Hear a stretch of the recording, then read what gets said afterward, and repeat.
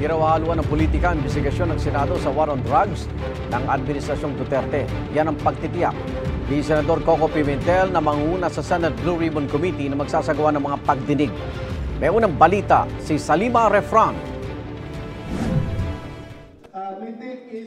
Imbes na Senate Committee on Public Order and Dangerous Drugs na pinamumunuan ni Senator Bato de la Rosa, ang Senate Blue Ribbon Committee ang magsasagawa ng motu proprio investigation sa Duterte drug war, ayon kay Senate President Cheese Escudero. Blue Ribbon Committee lamang at hindi lahat ng komite upang mapagbigyan yung nais sana ni Senator Bato na mag-hearing habang recess kami. Nakausap ko na sila at nasabihan ko na kung maaari makipag-coordinate kay Senator Bato at Senator Go, kaugnay ng mga testigong nais nila maimbitahan at ng schedule din ng magiging pagdinig. Sabi ni Escudero, mangunguna sa pagdinig si Senate Minority Leader Coco Pimentel na subcommittee chairman. The war on drugs, the 6,000 to 30,000 alleged victims, and then was there really a state policy na patayin ng mga involved sa drugs? Yun po ating i-determine. Ayon kay Pimentel, pag-uusapan pa magiging rules ng pagdinig. Handang ipatawag ng komite ang mga nais-imbitahan ng mga miyembro, kabilang si dating Pangulong Rodrigo Duterte. Irerespeto raw nila ang pagdalo at pakikibahagi ni De la Rosa at Senator Bongo. I'm really objective and I'm fair, and then I will follow the evidence. Hindi ko haluan ng politika to. So, ebidensya lang po tayo. Gumugulong na rin ang joint investigation ng Department of Justice, NBI at PNP-CIDG sa mga pagpatay sa Duterte drug war.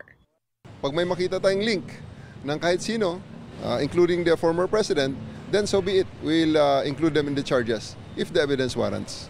Basta't wala tayong sinasanto, we're not letting go of the cold cases kasi walang katahimikan hanggat walang hustisya.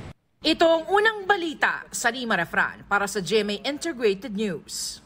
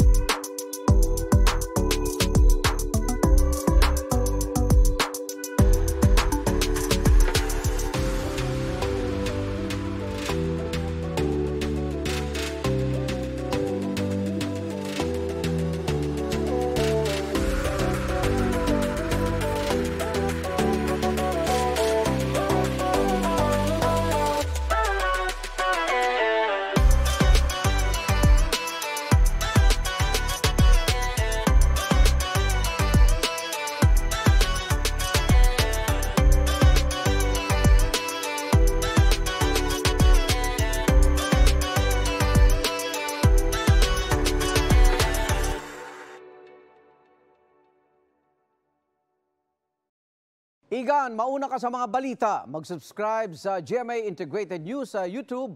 Sa mga kapuso abroad, subaybayan nyo kami sa GMA Pinoy TV at sa www.gmanews.tv.